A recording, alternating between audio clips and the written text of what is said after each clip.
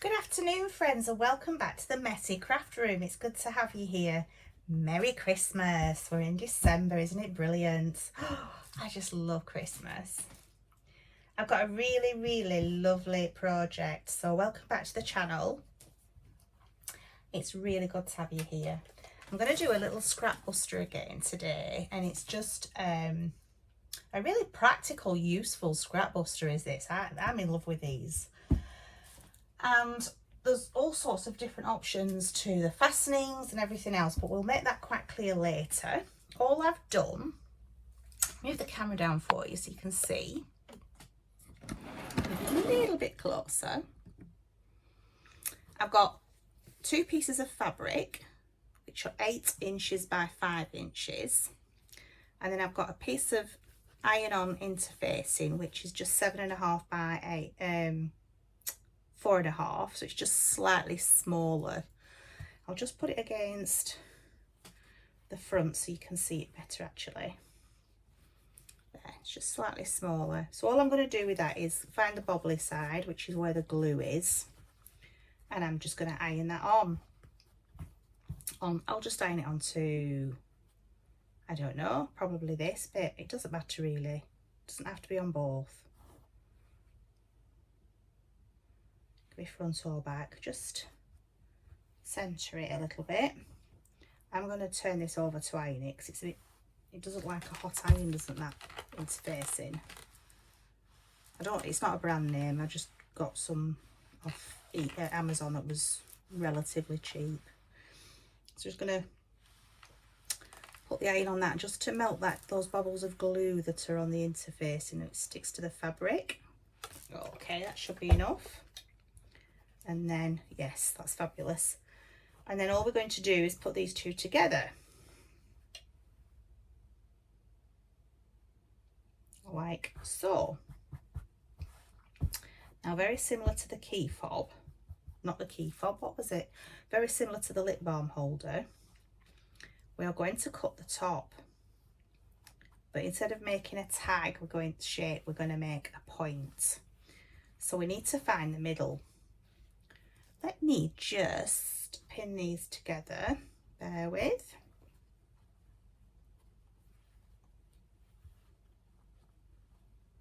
There. So I'm just going to fold it in the middle. There we go. Just to find that centre point. And I'm just going to mark that with a pen. And then I'm going to get my tape measure, and I'm just going to tangle up in everything. I'm just going to measure 1 inch down the side. There.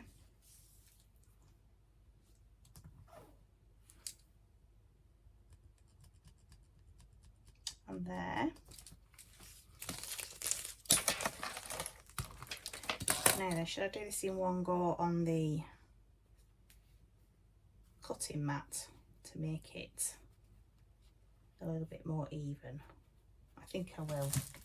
So if I just grab my cutting mat, and I'm just going to make sure those corners are all lined up. And I'm going to go from this inch mark. What's my little ruler again? How annoying is that? I keep putting it down. Then when I go to grab it, it's not there. I need to find a different home for it, don't I? So I'll have to use my larger ruler, which is not very convenient. So I'm just going to go from the middle point, from the centre there to that mark there that I've made. Bear with. Right. Put them at the same time to make a point.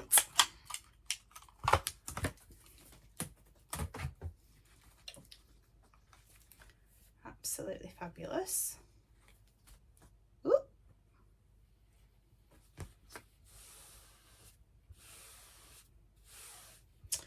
And I should have put all sides together first, but it should be okay. Let's chance it. Let us chance it. Getting those points together. And we're going to put some pins in, and then we're going to just sew all the way around. We're going to leave a little part here, so I'm just going to mark this centre here.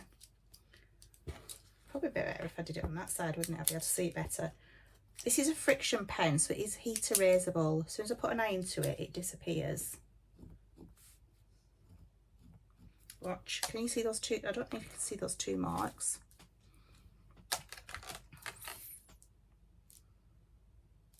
It's not quite. I don't want to put it down on this mat, you see. It's my cutting mat. Put it away. Let's put that heat to it. And now you can see, I'll do that corner one as well where I've marked it. Bear with. You can see now from the heat that the pen has completely disappeared. It's fabulous, isn't it? So I'll just do that mark again to remind me. I'm going to sew from here all the way around to here. I'll leave this gap for turning. Right, hopefully this sewing machine, please behave today, sewing machine, because you don't usually. Right, what on earth is stuck to my sewing machine? Goodness knows. I'm going to do a 1/4 of an inch seam. I want to do a bit, no, 1/4 of an inch will be fine. Let's do this. Sorry for knocking the camera, guys. There we go. Right, I think you can see that pretty well. And we'll go. Okay.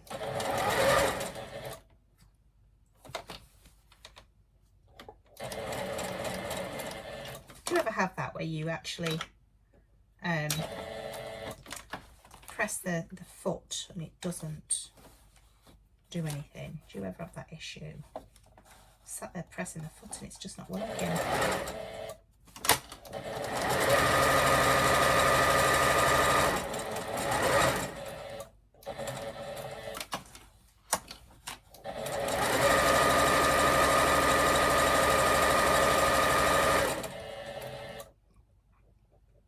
Again, pressing the foot and it's not working.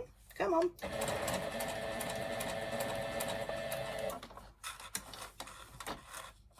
Oh, one more stitch. That's right at the edge, that as well.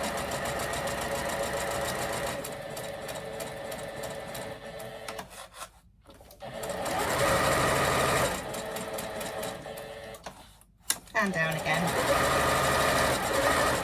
Is that opening? Backwards.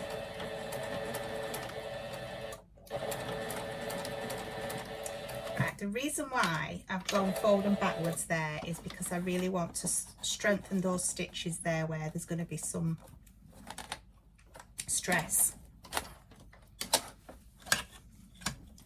I don't know if I've ever told you, I'm saying this sarcastically and joking there. I don't think I've ever told you how much I hate this sewing machine ever. Right, let's just move this out of the way and get this turned over. Take the pins out. More pins. Right, so where I've left that opening there, I've gone back and forward with the stitches just to reinforce that stitching so it doesn't all come apart and rip. The stitches don't rip open. And I'm turning. So let's just get this sorted. Come on.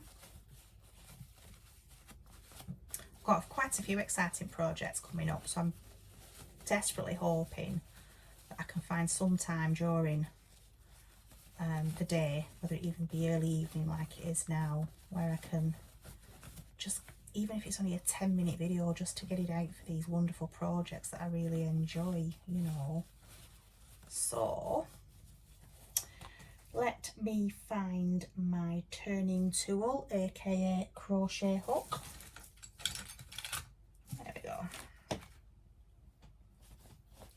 in those seams. There we go, poke at that.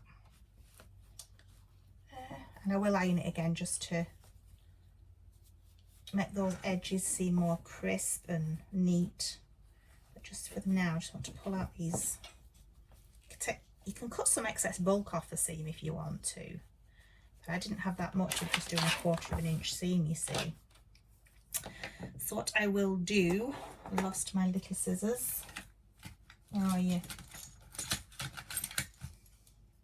Just take these threads off.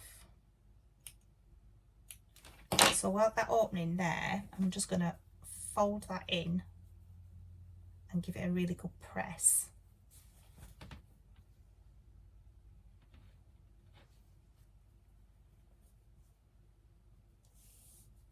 I will be 2 seconds. You don't really need to see me ironing that couple, do you guys?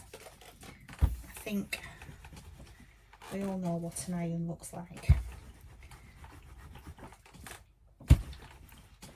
And then, if I can see the difference now, just giving it a press, how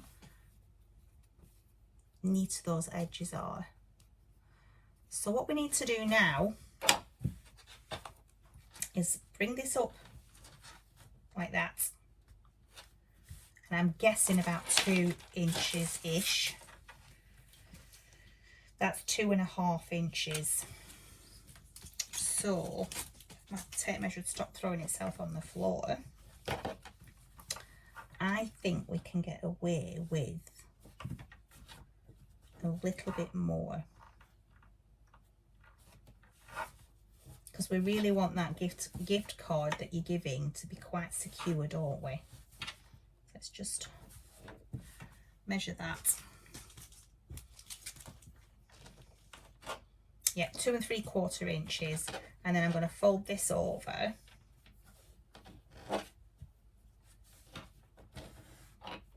If you can see the fold line, I don't think you can. It's just slightly above. Where are you? Just slightly above that line there, where I'm going to fold it. There's going to be a slight gap there, just so that if you fold it right to the line, it's not going to be as neat. It's going to stick up and it's going to curl and look not very good. So I'm going to leave a gap just about, I don't know if you can see, fold it about here. So there's a tiny gap of a couple of mils over like that. Looks like a little purse. I'm just going to give that a quick press as well, just as it is now. I've still not sewn that opening up yet. It's all going to be done at the same time.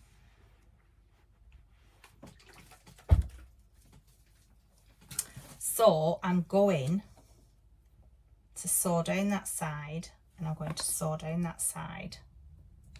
So what I'm going to do, I think I'll leave the lip open, and I'm going to sew all the way around to give it that nice finishing edge, but leave this bottom. You don't need to sew this bottom. So I'm going to start at this side.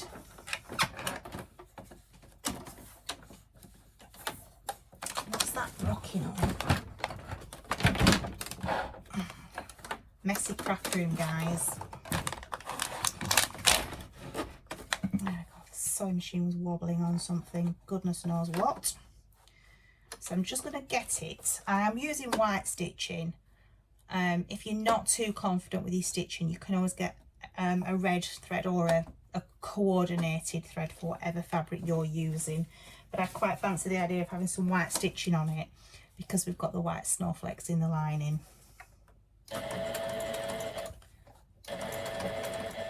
just going to go back. Now then. Oh, come on. I should have started off with some other fabric underneath so it would carry it through the feed dogs. Should be alright, I should get away with that. And then on this bit here, where this pocket where you're going to be putting the gift card in and out, I am just going to go over it a couple of times. So there and back again, and go back again. Okay, one more stitch, come on.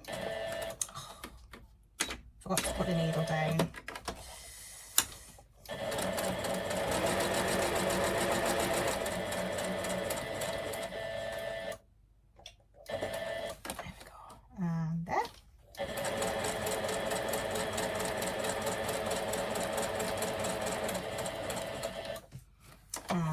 Down this side, remembering that to go over the lip where the pocket is,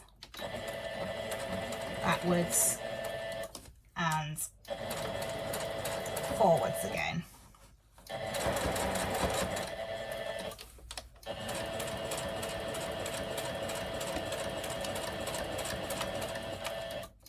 And at the end I'm just going to do a couple of stitches as well, extra.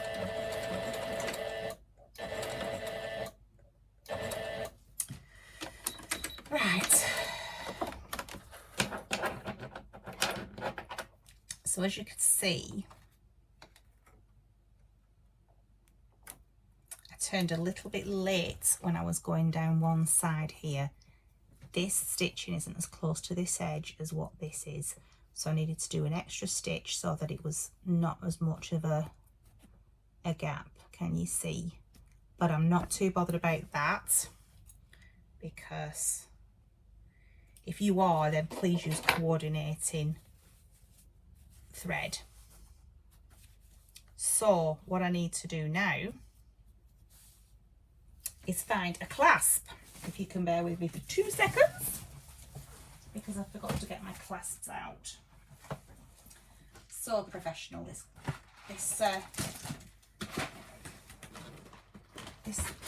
filming. Now then, there are options, like I was saying before. There are lots and lots of different options to these clasps. You could use,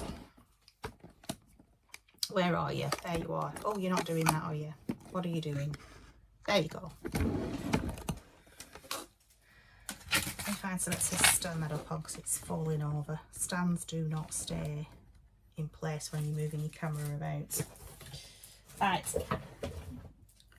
There's plenty of different options with clasps. You could put a little piece of elastic on there and a little button and fasten it that way.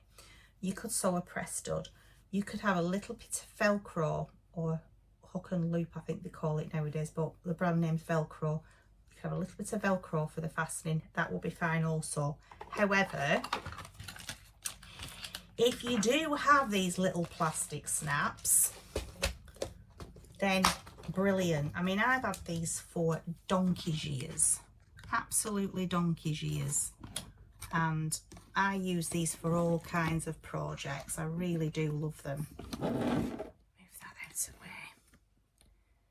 You can just see my camera stand there. Do apologise. So we could use a red one, or we could use a white one, or we could use any colour really, couldn't we, with that? So little bit spoilt for choice, but I think I'm going to use a white one to make it stand out.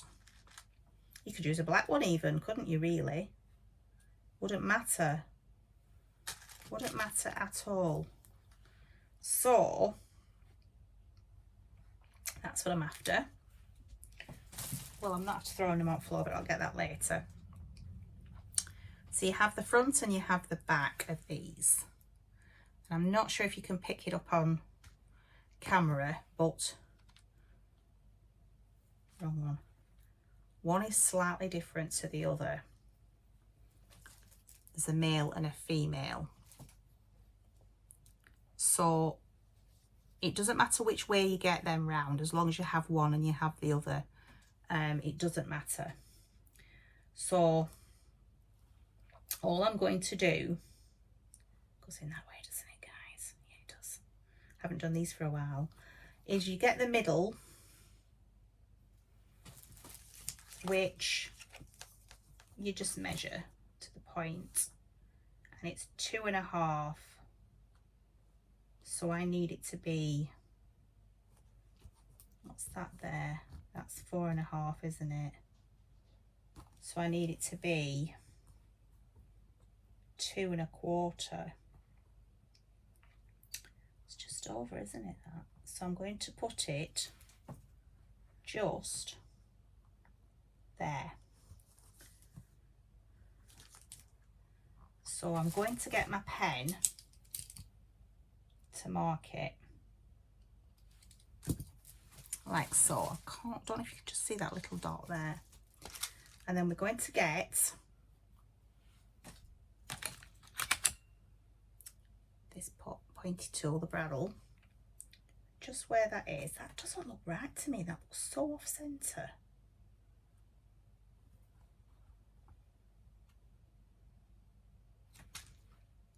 Anyway, and poke a hole through the material, just taking extra care not to hurt yourself.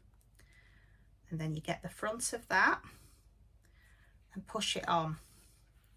Then we're going to get the other part. Doesn't matter whether it's that back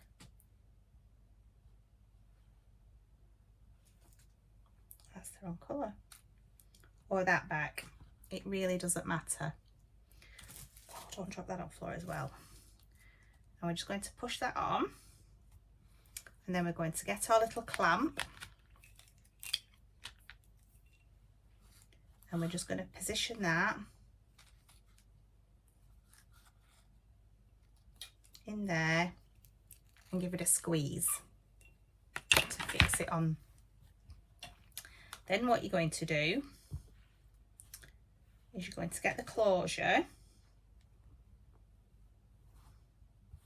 and you're going to mark the centre of where that needs to be, just going off that. That's how I do it. And without having to go through both, you want to be careful not to go through the back or your fingers, so you could always put something protective there if you wanted. Just take care. It does go through the fabric without any force, so you really don't need to be too worried about doing this.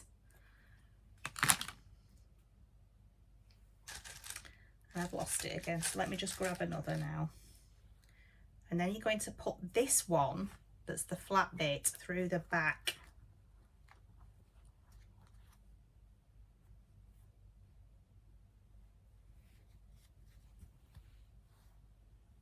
I've lost my hole. There you are. There we are. And you're going to poke that through the hole that you've just made. And then you're going to put the other half on, like so. Press it down a little bit, but not too hard, because you don't want that sharp piece to come through your finger. So you do need to take your time with it. And then just squeeze that down. And then that closes like that. And you've got a lovely, lovely gift card holder.